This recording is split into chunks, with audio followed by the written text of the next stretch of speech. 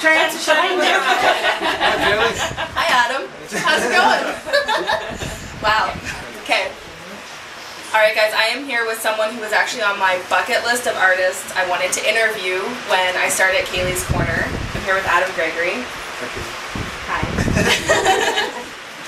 So Adam, you just released Different Places a couple of months ago. Fans want to know when they can expect a full album. Well, I've just been writing a ton, and I hope within at least a year or two I can get a full-length one out again. Awesome. This was my first full digital release, so it's kind of a new venture, not having it in the stores and everything, HMV and all that. Right. It seemed to, pan out all right. Awesome. It's a great. It's about a year. I'm aiming for a year or two. You know how the industry goes sometimes. Yeah. Sometimes you keep shit back and forth. So. For sure. So we opened this up for fans to email in questions to you. Mm-hmm. So I've got some. So the main question, I've had this come in from straight across Canada. When are you going on tour? Well, you know me. I like being on the road and I like touring. To be, I guess, bluntly honest, I'm an independent artist right now. I've been on several labels. I was on Sony Music when I was 13. Been on Big Machine record, Taylor Swift's label, and it's a much different thing when you have the marketing dollars from a big label pushing you. As an independent artist, it's a little tough to the expenses to incur, having to fly a full band, having to, when I rented a tour bus, when I went out on the road, I was a headliner, and Lisa Hewitt opened up for me. I rented a tour bus for 2 weeks. It cost me $25,000. So it's a big, I know the whole saying, you got to spend money to make money and all that, and get your face up there. But you just need to have all your ducks in a row, and the more shows and offers that come in, they can offset that and make it a little easier. So we're definitely pushing myself out there, my name out there, to different and festivals waiting to get some bites, and a lot of them. Ontario next August. Yeah, and a lot of them have already got their roster for this year or whatever. Right. So they say, well, we'll have to do it another year or whatever. So, but I'm definitely, I want to get back out. Awesome. I'm eager and I'm ready. So he's coming back eventually. Yay! As you guys can probably hear, we're in a room of about 40 people right now. Adam just did a house concert at our place, which was awesome. So, Carmia, who's over this way, actually wants to know what your favorite song to perform live is and why. Favorite song? Well, you know what? I'm pretty connected to all my songs. I wouldn't have recorded them if I hadn't had some sort of connection to them, and they all play a very special role when I do them live. And, each song carries a different emotion and energy, and like Horseshoes, my first single that I ever had, still to this day carries an energy that's kind of unbeatable, and it just gets the crowd. If somebody doesn't know me, they know that song. Exactly. So it's always a cool thing. So having grown up in the music industry starting when you were like 13, is there any advice that you can give to the kids that are starting out right now? Well, I won't lie, it's a lot of hard work. I went into this, I was still in junior high and high school. I had to juggle the stress of homework and getting all my assignments due and opening up for Lone Star and the Wilkinsons and everything. But you know what? Everything's worth it if you really aim for what you'd like to do, and it's all worth it. It all makes sense in the end, Definitely.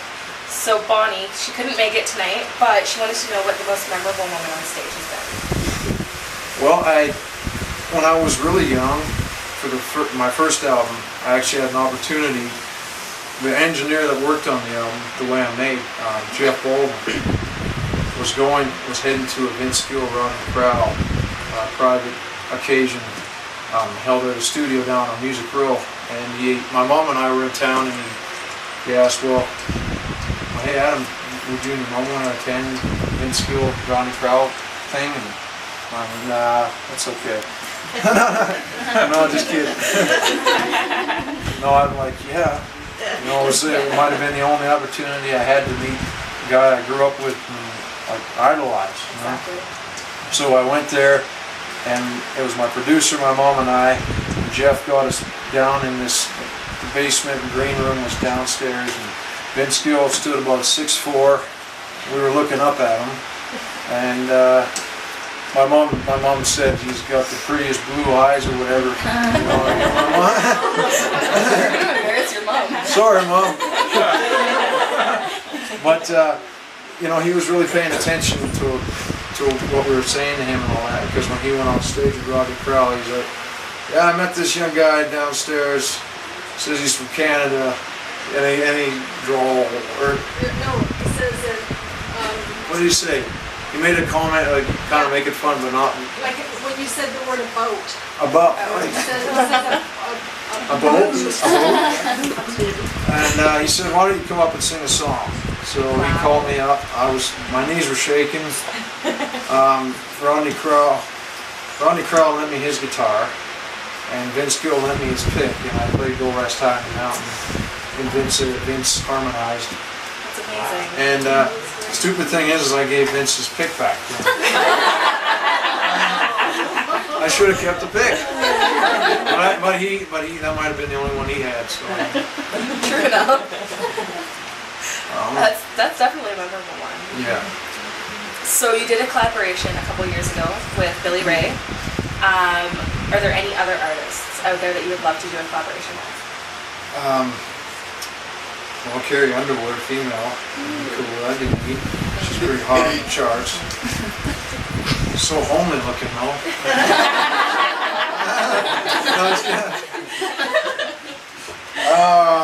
I think Fisher would have something to say about that one. No, sorry about that.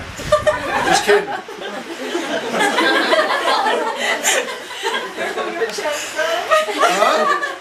No. Brian Adams would be kind of a neat thing. I listen, you know, it's totally non-country, but it's neat. I met him a few times, and it's very down to earth, very personal. And one time I met him there, he had his mom on the road, and they were just getting ready to have a bowl of soup. And that was his cue. He didn't tell me, okay, you got to leave now or anything. It was like, he said, you ready to eat, Mom? And that was just kind of his cue to get out. You know? He's a very nice guy. That's cool. So what's in your CD player right now? What's in my CD player? I don't know. I have an iPod. I have my Apple phone, so I listen to.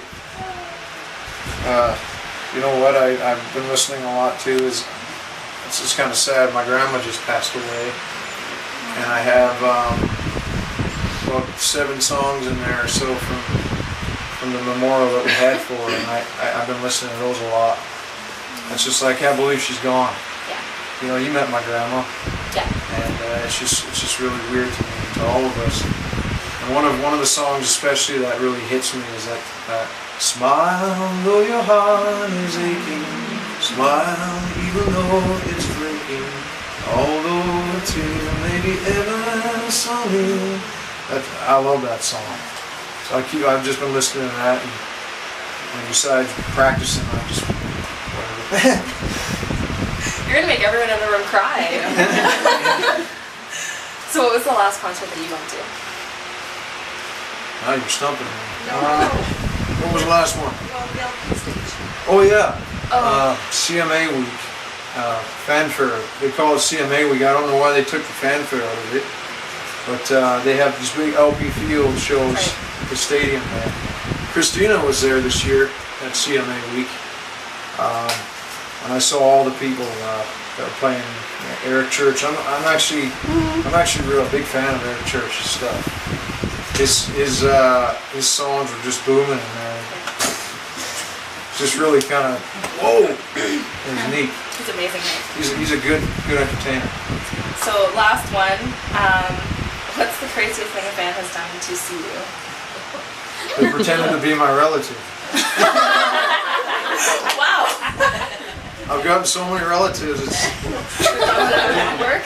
my cousin Trish used to come out on the road with us, and she's as close to being a sister to me as anything. She's my first cousin. My mom married No. My sister and your dad's brother. my mom's sister and my dad's brother are together. We're together. Okay. My mom is together with his brother. So No, I'm my sister married my husband's brother. Okay. yeah, That makes sense. yeah. So What was your story? what was this? What? Trisha! Oh. Well, there was people that were coming up to her during my shows and saying, well, I'm Adam's second cousin. And Trisha would say, well, who are you related to? And they would say some Joe Blow name. Yeah. And Trisha said, well, you know what? That person's not related to me, so they must be not related to Adam. You know, if they're not related to her, they're not related to me. So they kind of went, flustered or whatever. No doubt. Thanks I for had a doing lot of road stories. No doubt. There's probably been a few. Yeah. What was another one? A bus broke down on that mountain going to the ferry. We had rented that big, brand new 6-month-old bus. Was that the Terry Clark tour? I don't know. I don't know, but it broke down on the top of the mountain there.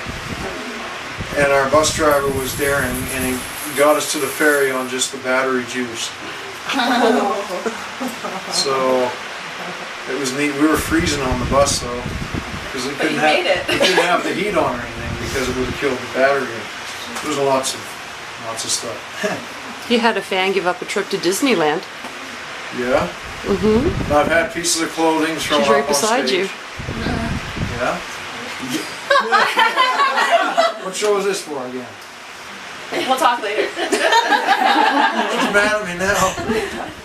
And I've had pieces of clothing, all kinds of clothing thrown up. That's been weird. Thanks interview for doing this, Adam.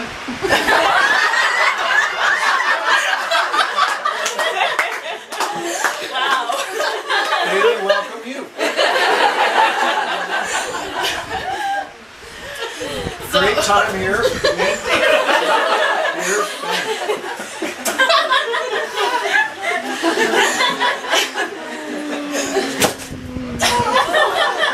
Oh, okay. Probably the most interesting interview you guys can probably see on K-Leighs Corner. Thanks, Adam, for doing this. Thank you.